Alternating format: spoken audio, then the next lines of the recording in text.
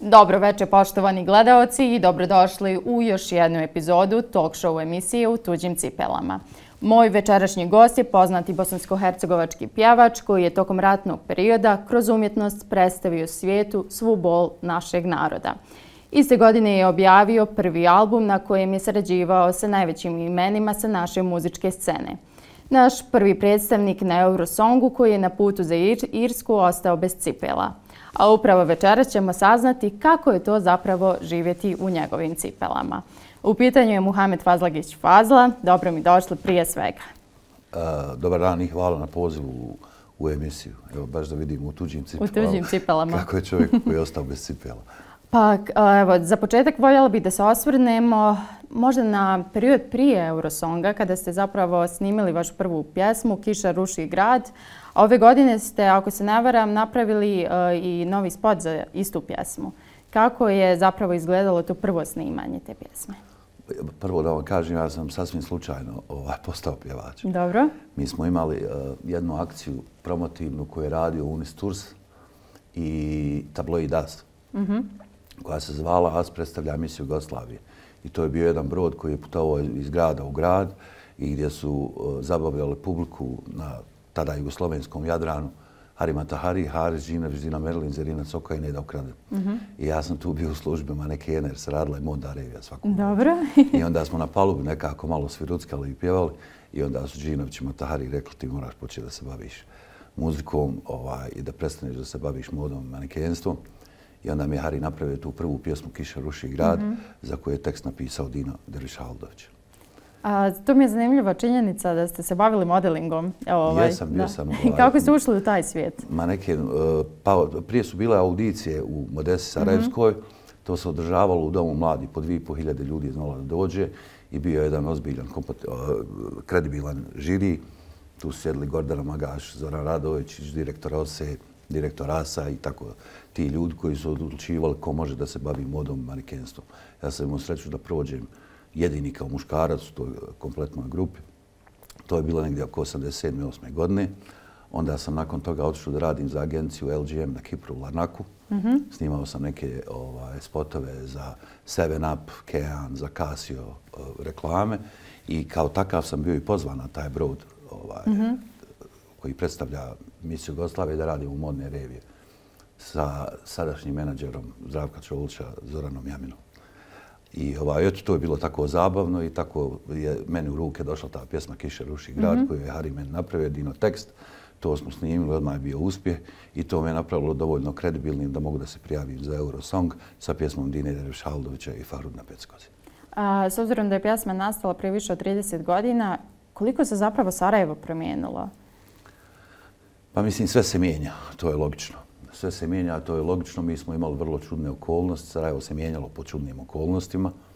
Vi znate da smo imali agresiju od 1992. do 1996. godine, do 1995. godine.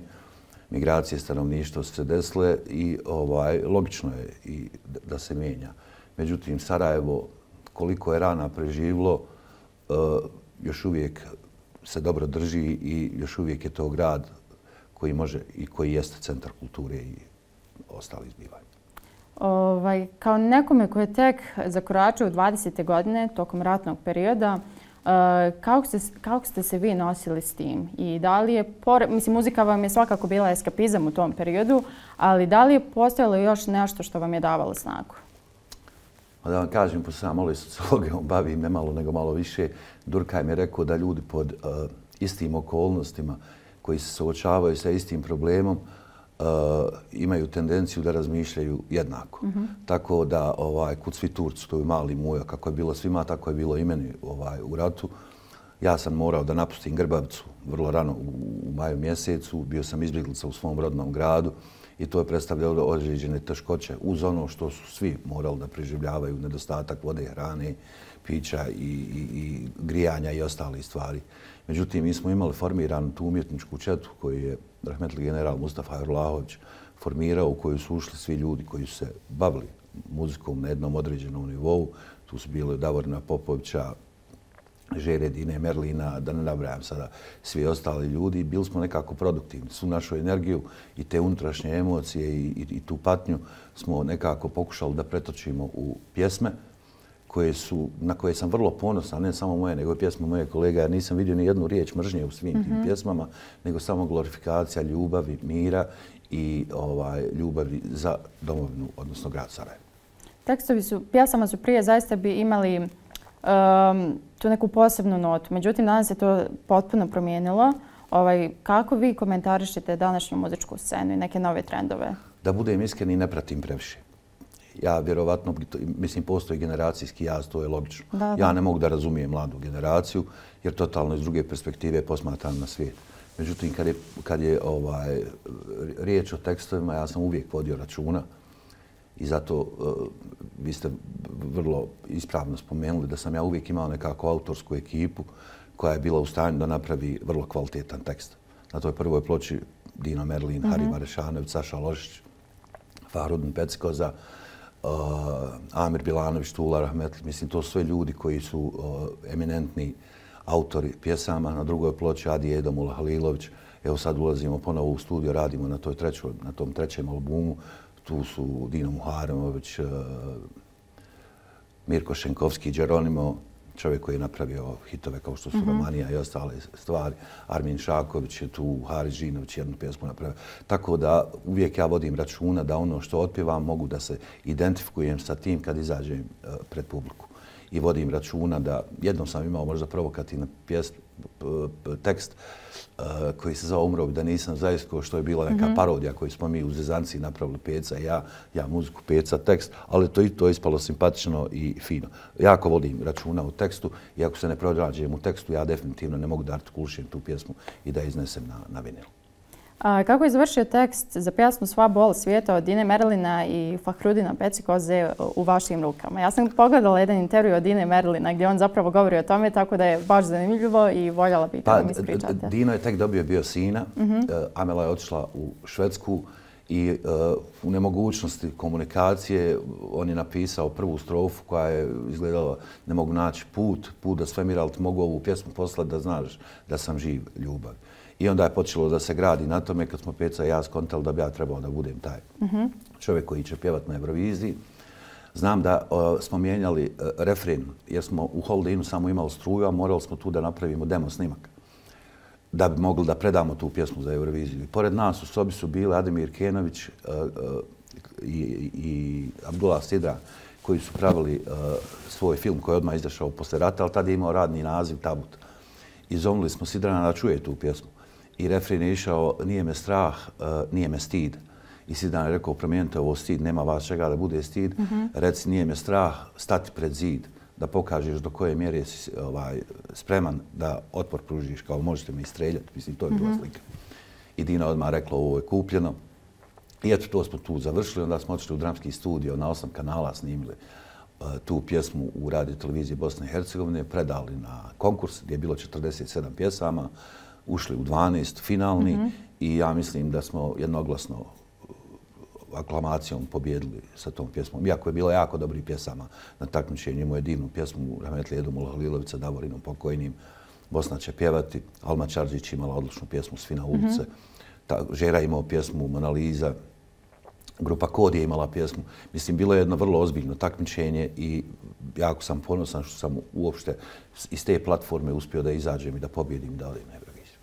Možete li nam sada ispričati kako je izgledao put do Irske, odnosno tog Eurosonga, gdje ste izgubili cipele, ako se ne vara? Kad smo pobjedili, onda smo se svi pogledali u oči i rekli šta sad? Grad je pod opsadom. Jedini način je bio da izađemo, da trčimo preko piste. Tad u to vrijeme moglo se pretrčati preko piste do Hrasnice. Aerodrom je čuvao Umprofor, kad vas ufate na pisti, vrate vas na mjesto odakle ste krenuli i nama je uspjelo to iz drugog, trećeg pokušaja. Međutim, bilo je vrijeme bljuzgavo kao što zna biti u Sarajevu, to je sredina februara mjeseca, puno snijega. Ja sam bio na nekom prijemu gdje su htjeli u stvari da nas isprate na Euroviziju u tadašnjem hotelu Monik, kod Ismeta Mutevelića, gdje su bili Uglješa Uzjelac, Talijan, svi ostali ljudi koji su u stvari nam saopštili da mi tog momenta idemo na Euroviziju. I oni su napravili to u vrijeme kada se na televiziji bosansko-hercegovačkoj prikazivala Eurovizija. I dok su svi ljudi mislili da ja pjevam u studiju, da se takmičim, mi smo tu noć pretrčavali pistu. Po mojoj nesreći u neko blato sam zagazio, istog momenta sam ostao bez cipela, tako da sam do Igmana došao bukvalno u čarapama. A koliko ste bili uplašeni možda u tom trenutku? Pa nisam, to je adrenalin. Vi kad uporedite svoju situaciju sa ljudima koji su u rovu, sa ljudima koji su u bolnici, sa ljudima koji su u javnim kuhinjama, koji kuhaju, ne možete baš od sebe žrtvu praviti u tom momentu. Jer bilo je ljudi kojima je bilo mnogo teže. Tako da adrenalin, želja da uspijemo, želja da odemo i da predstavimo Bosnu i Hercegovinu bila puno veća od svakog straha. To je zaista posebna priča, jedan važan historijski moment za našu državu i čula sam da se snimao film Sarajevo Calling, ako se ne varam. Još uvijek se radi na tom filmu, to nije završeno, to radi BBC, Film 4, i jedna američka kompanija, jedna irska kompanija. Johnny Allen je radio scenariju za taj film. Ja mislim da će ga završiti u toku ove godine i mislim da će biti i predstavljen na Sarajevo Film Festivalu 2026. godine. To je priča u stvari o našem izlasku na Euroviziju i o momentu kada žiri Sarajeva se javlja preko radio amatera i nikakvu drugu šansu nemaju nakon 2 ili 3 minuta čekanja gdje je bio muk u dvorani u Milstretu i onog momenta kad su rekli Sarajevo is calling, mislim, prolomio se aplauz, evo ja se dan danas ježim. Mislim da je to moment koji je možda i obilježio moju karijeru. Kako ste dobili zapravo poziv za film? To je bila vrlo smiješna situacija. Ja imam jako puno drugova koji su vrlo simpatični, šarmantni i znaju da prave šale preko telefona. Dobro. I ja sam dobio 2 ili 3 telefonska poziva gdje me čovjek na vrlo tečnom engleskom jeziku zove i predlažem da pravimo film. Sva 3 puta čovjeku spuštam slušalcu. Nekako, jer sam mislio da neko iz kafića u koje sam ja izlazio kad dođem u Sarajevo zove. Onda je čovjek poslao e-mail na koji sam ja odgovorio ako si toliko zainteresovan da radiš taj film, fino sjedneš na avion, dođeš u Kentucky, čujemo se na telefon, odemo i snimimo. I za 3 dana ili 4 čovjek mi se javio sa aerodroma, molim vas, hoćete doći da me pokupite. I tad sam sumnjao, jer sam mislio da će me neko snimat na aerodromu ko skrivenu kameru i pravi cirkus i onda smo počeli, uspostavili smo sinhron. Ja sam ispričao svoju priču, iz te priče izašao scenarij koji je pravio taj Johnny Allen i onda je krenulo se u produkciju sakupljanja novca. Vi znate već kako to sve ide za taj film i mislim da ćemo to završiti u narednoj 2025. godini. To me zaista radujem i vjerujem i naše gledalce da ćemo imati priliku, nadam se, 2026. godine da gledamo na Sarajevo Film Festivalu film. Pa eto, bit će interesantno i to je neki, kako bih rekao, zapadni pogled na našu situaciju koji je pravljen na osnovu moje priče. Oni misle da je to neki veliki heroizam. Ja opet kad se vratim u poziciju iz koje sam ja i u okolnosti iz koje sam ja izašao, mislim da je to bilo jedino moguće, mislim, što je trebalo da se uradi u odnosu na ljude koji su branili ovu državu, hranili ovu državu, liječili ovu državu u tom momentu. Kakav je njihov pogled na vašu situaciju i da li postoji neko pitanje koje ih je naročito zanimalo? Pa da vam kažem, bila je vrlo jedna iskrivljena slika o Bosni i Hercegovini, jer to je bilo prikazivano prvu godinu rata, prve godine agresije kao neka humanitarna kriza. I većinom ste vi na svjetskim medijima mogli vidjeti naše nane u dimljama kako nose kante vode, kako se pate da ugriju kuću ili ovako. Eurovizija je odlična platforma da na svojim preskonferencijama i u odnosu sa medijima svoju priču donesete u dnevne boravke gledališta. Jer vi znate da to gleda preko 300 miliona ljudi, da je to jedna od najvećih događaja televizijskih na svijetu. Tako da mislim da smo uspjeli da svoju priču prikažemo, da svoju istinu kažemo i vi znate da je u svakom ratu medijska pažnja jako važna i poruka koja se šalje kroz medije. Tako da u kontekstu naše te misije zbog kojeg smo mi otišli, mislim da smo mission accomplished napravili, što se kaže, i pored toga još smo dobili Grand Prix za najbolje obučenu grupu. Styling nam je radila Dženisa Medvedec, koja je sestra od našeg Adija Karaselmovića, koji je nekad svirao bubnjeve u grupi Srebrna krila. Tata mu je bio ovdje prvi dekan stomatološkog fakulteta. Ljudi su imali emociju prema našoj reprezentaciji koja ide da predstavi Bosnu i Hercegovinu. To su radili potpuno besplatno, a ispalo je najbolje moguće. Kako je zapravo izgleda Eurosong? Stižete u Irsku i šta potom slijedi? To je februar. Eurosong je u maju, ako se ne varam. Mi smo imali predkvalifikacije. Morali smo otići u Ljubljanu i novoformirane države, to su Estonija, Latvija, Letonija. Prvi put je Rumunija učestvovala, Bugarska je tako te grupe. Morali smo prvo da se kvalifikujemo od 12 reprezentacija, a 3 su išle. Mi smo u zadnjem krugu dobili 12 poena od Rumunije, došli na drugo mjesto i kao takvi smo se plasirali i otišli u Irsku. U Irsku je takmičenje bilo 15. maja. Mislim da smo mi po zahtjevu organizatora morali doći puno ranije od svih zbog mjera bezbjednosti koje su bile vezane za nas i za Izrael, ja mislim. Smješteni smo bili u jednom dvorcu divnom pored Millstrita. Millstrit je inače mjesto gdje se održavala Eurovizija, nećete vjerovati. Održavala se u štali. Dobro, dobro. U Millstritu se održavala u štali koju su oni preuredili za taj događaj i koja je izgledala kao jedna velelepna dvorana. A u stvari to je bila štala za te paradne konje njihove i gdje se održavaju takmičenja, ne znam tačno kako se zove kategorija u kojoj se takmiče, ali uglavnom sve su dotjerali i sredili u rekordno mogućem roku, tako da je to izgledalo na televiziji fantastično.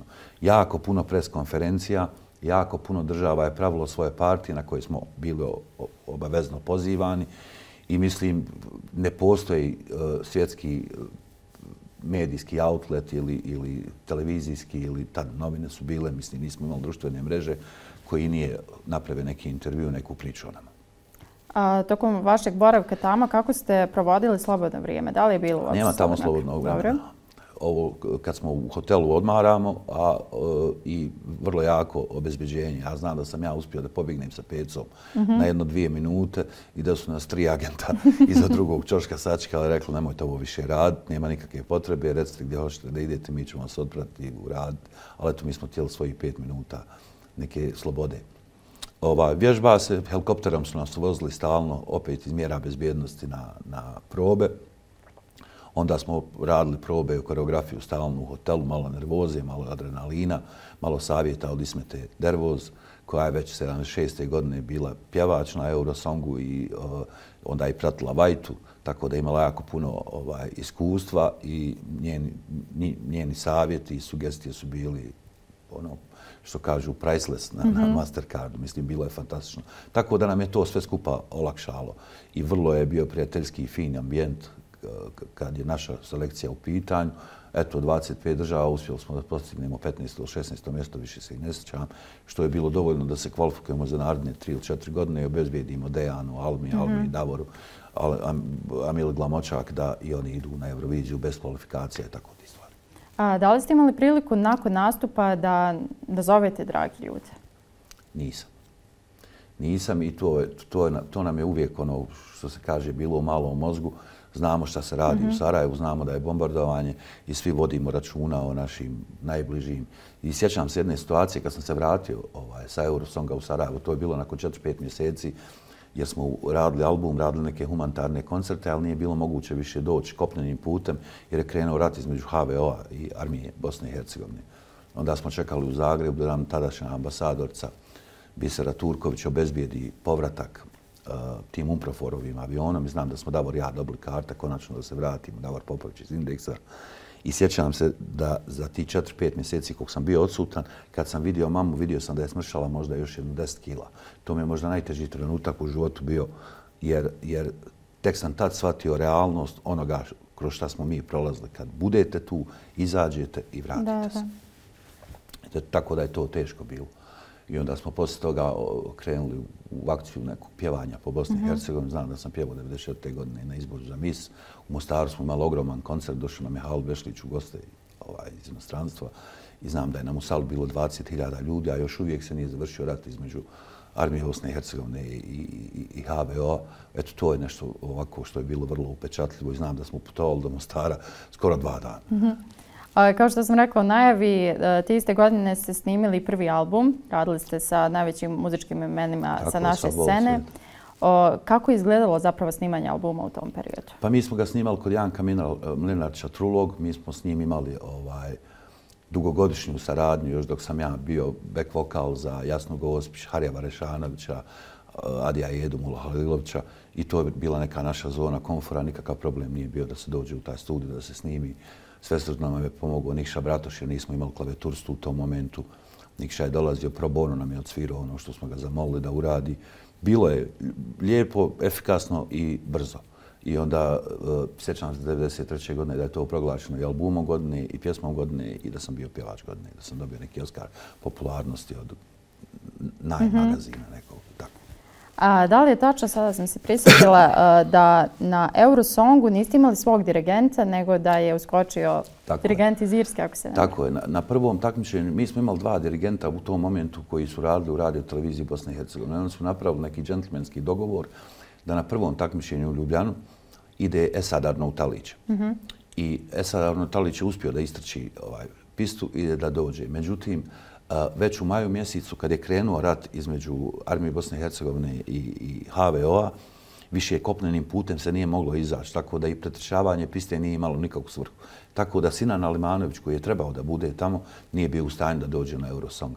I onda irski dirigent Noel Malcolm nam izašao u susret i rekao ja ću dirigovati ovu pjesmu kad već nemate dirigenta. I pa eto, to je jedan od dokaza koliko su ljudi bili prijateljski raspoloženi prema nama. I znam da je rekao imate li kakvu primjedbu na moju garderobu, naravno u fraku bio. Ja sam rekao evo poklonit ćemo vam ovu našu kravatu koju smo mi dobili od Diora, pa umjesto leptir mašine stavite tu kravatu da se zna da ima nešto i bosanskog od vas. Još jedna divna priča. Sada ćemo napraviti malu pauzu, idemo na marketing, a nakon toga se vraćamo u studiju.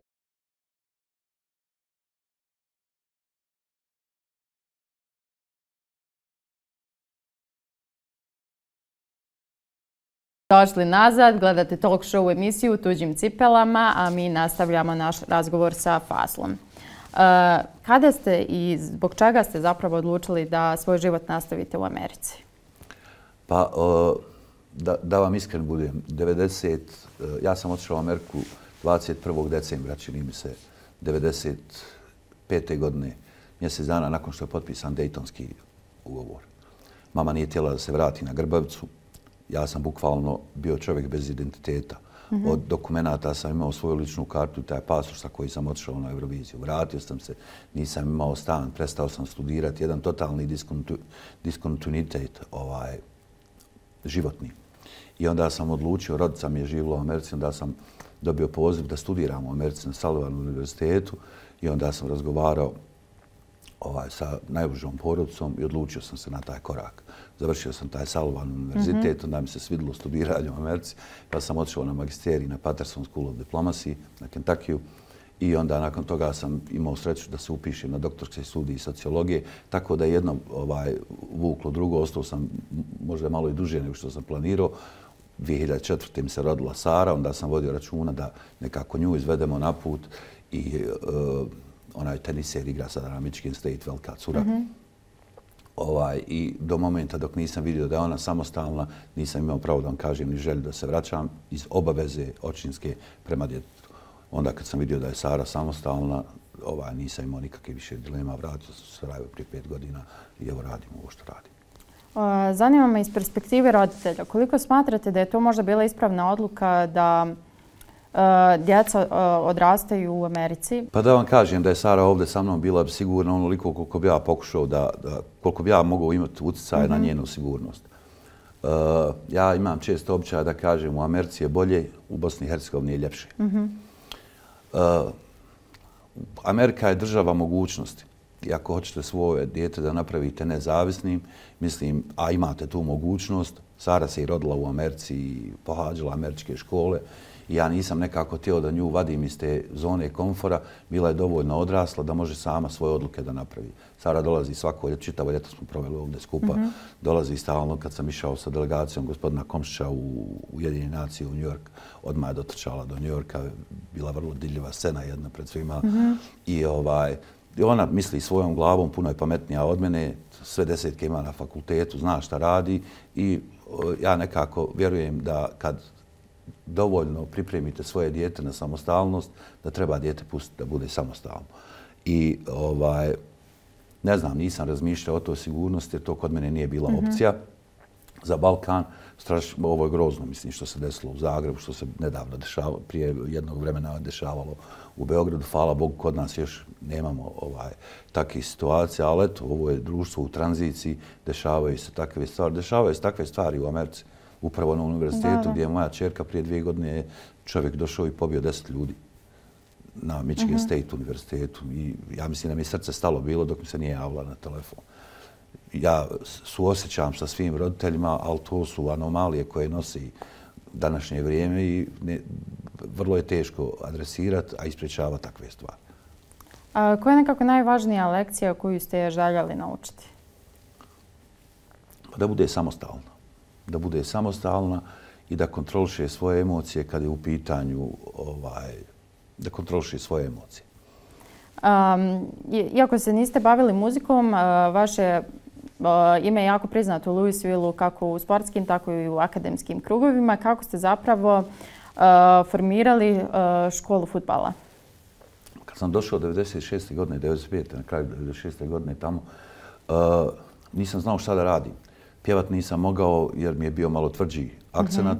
Nisam dobro tad ni poznavao engleski jezik u odnosu na ovo kako danas razumijem. I onda sam se odlučio na nešto što sam u tom trenutku najbolje znao.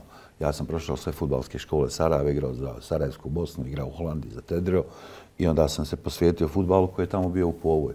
Nekako u to vrijeme i moj brat je potpisao ugovor za DC United u Major League Socceru, tako da mi je i to nekako bio neki vjetar u leđa da mogu da kažem da sam brat od poznatog fudbalera koji igra na profesionalnom nivou. I počeli smo sa tom školom United 1996. kada je bila formirana. To je bilo vrlo uspješno. 24 smo osvojili državna prvenstva. Preko 150 fudbalera imam koji igraju na koleđima po Americi. Imam sada kapitena New England Revolutiona Andrewa Farrella koji je bio prvi pik na draftu. Eto, ne znam, i to mi je odgovaralo jer je bilo vrlo fleksibilno radno vrijeme, tako da sam mogao da idem na fakultet, da studiram i da dalje radim na sebi. I eto, to sam radio negdje do 2018. ili 2019. godine. Taj klub je bio non-profit organizacija i onda sam svojim fudbalerima koji su završili fakultete, završili svoje profesionalne karijere, ostavio taj klub da on to vodi, to danas egzistira, samo ja nemam više nikakvog kontakta s tim, niti pravim ikakve odluke kad je u pitanju taj klub. A kako ste se snašli u ulozi profesora sociologije? Pa eto, to mi je, ne znam, to mi je odgovaralo. 2010. godine sam upisao taj doktorat i postao sam asistent na fakultetu. Tu sam predavao 3 ili 4 godine, više se ne sjećam. Godinu dana sam predavao međunarodne odnose i rasne i etničke odnose na univerzitetu u Evansvillu. To mi je možda i najljepši period u životu. Jer američki kampusi, ti univerzitetski, vam dozvole da nekako dozvole vam da dodirnete svoj puni intelektualni potencijal. Niko vas ne ganja kad ste došli na posao, a sve vam omoguće da što više učite, radite i istražujete. Bilo je stvarno jedno fino vrijeme i što je najgore i najljepše od svega toga, još budete plaćeni za to. Adekvatno. Tako da mi je to možda i najljepši period koji je bio. Onda se desila ta nesretna korona i onda sam odlučio u koronu da se vratim u Sarajevo. Znam da sam se vratio u koronu 2020. godine, 26. juna. Mislim da je 4 čovjeka bilo u avionu. Jer mogli ste se vratiti, mogli ste izaći iz Amerike ako ste imali pasoš neke druge države kao svoje domicilne da se u nju vratite. I tako sam se vratio. I kako ste se odlučili da se vratite, zbog čega baš sada, nakon toliko godina? Pa, mislim, Sara mi je već bila velika, odlučila da će ići na univerzitet, da će igrati tenis. Ja više nisam imao nikakvi karijernih želja da ispunim u Americi. Situacija je bila kakva je bila. Ja sam dugo bio odsutan od svoje majke, od svog brata. Moja majka je starija žena već sada. Mislim, nisam znao koliko ćemo se dugo još viđati. I korona mi je bila nekako okidač koji mi je rekao nije ovo sve ništa vrijedno. Svakako više Sara nije tu, ide na univerzitet. Vrijeme je da se vratiš i da provedeš vrijeme sa svojim najdražim. A koliko se život razlikuje se, to je sigurno u Americi i u Bosni i Hercegovini. Šta je ono mimo porodice što vam je možda najviše falilo? Pa društveni život. U Americi društveni život se svodi na izlaske petkom i subotom. Petkom izlazite sa društvom, subotom izlazite sa ženom, suprugom, djevojkom, a nedjeljom idete u crkvu da okajete grijehe od petka i od subote. Mislim, to je nekako život američki. Kako sam vam rekao i na početku emisije, u Americi je bolje, ovdje je ljepše. To je zaista lijepo rečeno. A sada smo došli do onog pitanja, kada je to zapravo najteže bilo živjeti u vašim cipelama?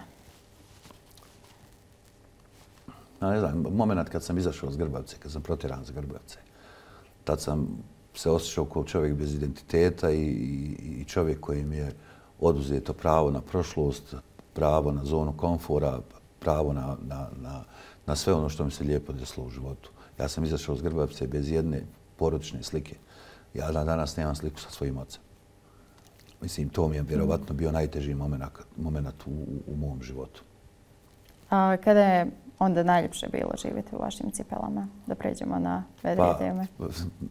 Kad god vidim Saru na aerodromu, kad smo se vidjeli u New Yorku, to su baš svi primijetili. Možete li nam ispričati taj susret? Baš me zanima, rekli ste da je poseban. Sara, mi smo kasnili jer Prtljag nam nije otišao iz Beča i onda je predsjednik Komšić rekao da ćemo ostati u Beču jednu noć. Ona je jako razočarana bila jer je već bila spremna i čekala ispred hotela. I onda sutra kad smo došli, ona je stigla pred hotel i ne znam, kompletna delegacija je tu naša bila i mislim svi su primijetili taj zagrljaj, te suze i jako smo vezani. Čerka i tata. Znate kakav je to odnos specijalan. Ona u tom momentu je bila vrlo ponosna što sam ja član delegacije koja ide u Ujedinjene nacije. Ona je čerka diplomate.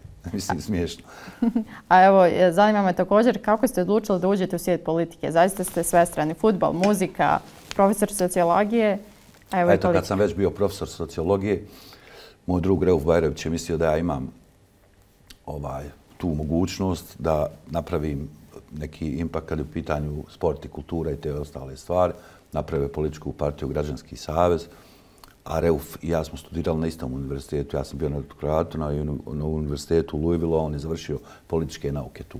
I družili smo se bili po Kentuckyu i onda kad je već formirao tu političku partiju, pitao mene hoću učestvovati u radu toga, pošto znam Reufa, znam porodicu, znam sve živo, znam da vrlo slično razmišljamo. U tom momentu odlučio sam se na taj korak i eto, ispalo je kako je ispalo. I evo za kraj, kada bi mogli sebi dati jedan savjet prije 30 godina, šta bi to bilo?